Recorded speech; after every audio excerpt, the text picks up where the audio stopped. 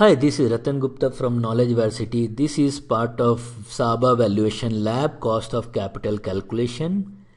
This is the last session. Here we'll understand how to compute the WACC when various data is given, like when the weight is given, when the beta is given. Okay.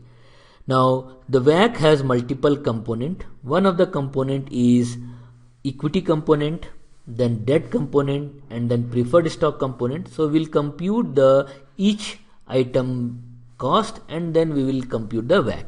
So the data for the company is given, the risk-free rate is given, default risk premium is given, stock prices, etc. So let's just get down the question. Calculate the cost of capital of each component, that is after tax cost of debt, after tax cost of equity, ignoring the flotation cost, and use CAPM method and the dividend growth approach to find the cost of equity. Now the first item is the computation of after tax cost of debt.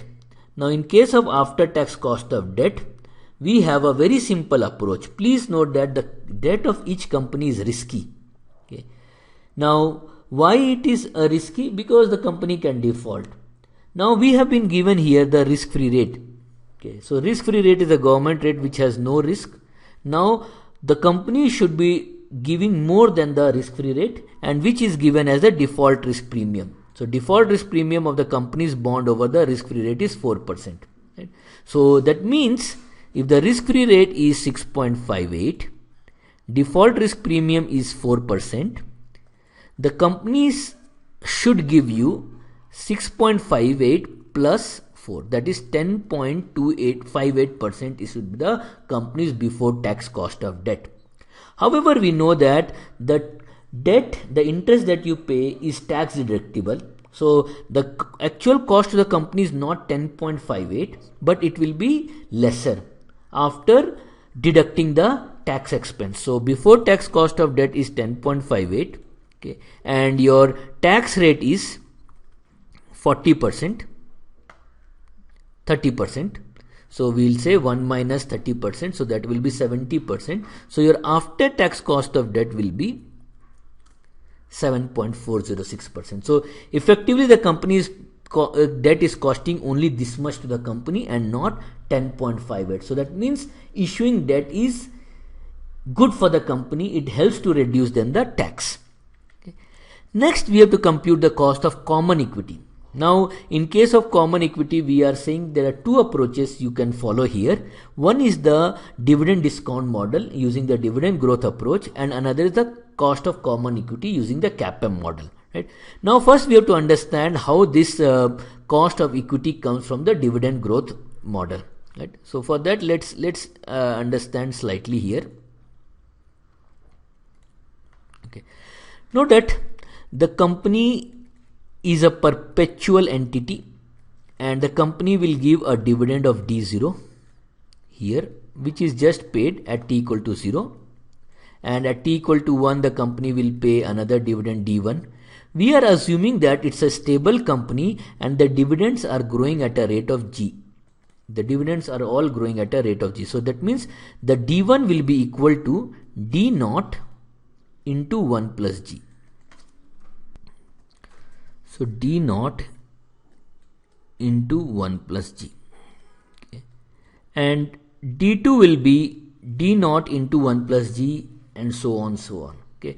Now what we are interested in discounting these cash flows to today, and that will be the value of the company. We say that the value is nothing but that is equal to the price. Okay. Now this all follow a geometric progression, and if you compute it, it will come like this. So but the discounting, at what rate you will discount? The discounting rate will be your KE. Okay. So the price today will be equal to D1 divided by KE minus G. Okay. I will refer you another video wherein you can see how this is derived. But D1 is equal to D0 into 1 plus G. So the value will be equal to D0 1 plus G by KE minus G. Right? But we are interested in this KE. So the KE can be computed as by taking this P here. So it will be D0 1 plus G by P, that is KE minus G. G will bring here, so it will become KE plus G. So KE is equal to D0 1 plus G by P plus G. So here if you see D0 into 1 plus G, we have to compute. P0 we have to compute, which is the price, or P0, and G, that will be your cost of equity. So what is D0? So we are saying the current dividend is 2.1 and the growth rate is 7%. So we'll say that it will be equal to D0, which is this, into 1 plus 7%. So that will be your D0 into 1 plus G divided by P naught. The P naught is the current share price, which is 50, and plus G, which is 7%, which is this. So what is the cost of equity? Will be D0 into 1 plus G divided by P naught plus 7%. So the cost of equity is 11.49. Typically you will find that the cost of equity is more than the cost of debt. Okay. Now the next method is using the CAPM model. So as per the CAPM model, the cost of equity is equal to, or required rate of return in equity is equal to, RFR plus beta into expected return of the market minus RFR. Okay. So this is the cost of equity. So we have the RFR, we have the beta, we should be able to compute that. So RFR is given as 6.58%, beta is given as 0.9. Now what this 0.9 means? Note that if beta is less than 1, it means that the systematic risk of the stock is lesser than the index. We are not talking about the total risk, but only the systematic risk is lesser than the index. Okay. And the risk premium is RM minus RFR, which is 6%. So if the RFR is 6.58, that means the market is expected to give 12.58% return. So what is the cost of equity? The cost of equity will be RFR plus beta into RM minus RFR, which is the risk premium. So it will be 11.98. Now we have two methods. One method gives 11.49. Another method is giving me 11.98. So which one we should take? So what we say is that we should take the average of the two. So what we can do is we can take the average of the two. So average of this and this. You can also take the sum divided by 2. So this is the average. So 11.737% is the average of the two method. Now, please note that this calculation of the equity was done ignoring the flotation cost. Now, what is this flotation cost? Note that cost of equity is from the company's existing capital. If the company wants to put it in a project, that does not have flotation cost. The flotation cost is the cost of issuing new equity. Only if the company goes to the market and issue new equity, it will suffer from marketing cost, investment banking fee, etc., etc. Right? So a new equity is always expensive as compared to existing equity. Existing equity is called as internal accruals. So the company can, okay, so the source of capital, if you see, it can be equity. In equity, it can be your earnings or internal equity, or you can have new equity. So new equity is expensive. Now let's say suppose the flotation cost of the company is, let's say, 5%. Okay, and the company is issuing a new share at 100 rupees. Okay, so after flotation cost, after paying the fees of 5%, the company is left with only 95. Right? So actually this should be your P naught when you are computing.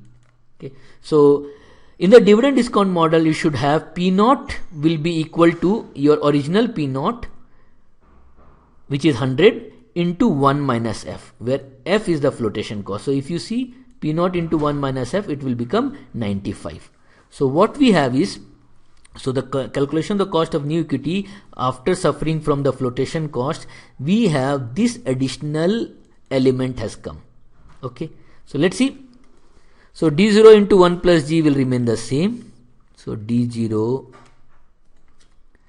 into 1 plus G and this will be equal to P naught, so which is 50 divided by into 1 minus the flotation cost. Here it is 10%. So even though the company is issuing and getting 50 rupees, essentially the company is getting only 45 rupees and not 50 rupees. Okay, and what is the growth rate? The growth rate is 7%, which is here.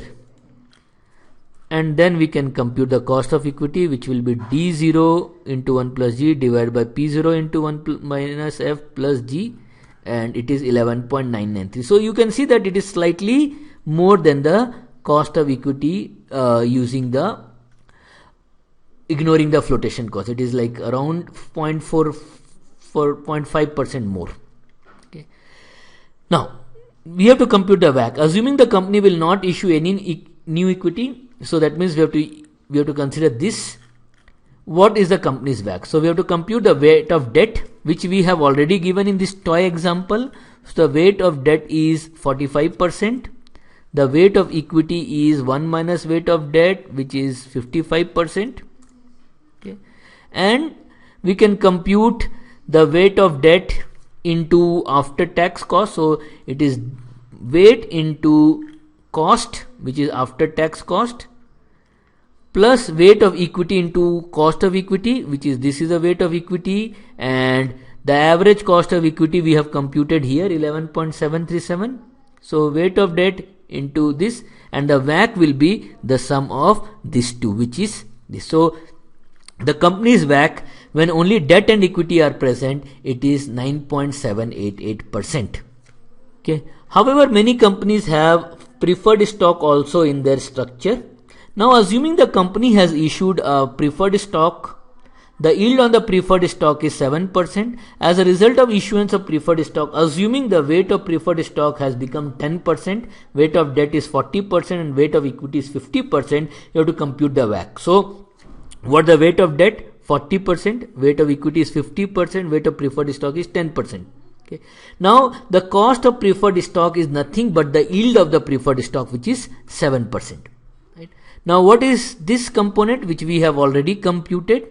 Let's say we have weight of debt into cost of debt, which is 7.46, and weight of equity into cost of equity, which is average this, and weight of preferred stock into cost of preferred stock, which is this. So what will the WACC? WACC will be this plus this plus this, 9.5309. So after inclusion of preferred stock, you can see that the WACC has gone down. The reason is that the preferred stock, the yield are lower, because in case of preferred stock, the dividend is tax free in the hand of the investors, so the yield is slightly lower. Right? So this is how you will compute the WACC in the case of any company. Thank you.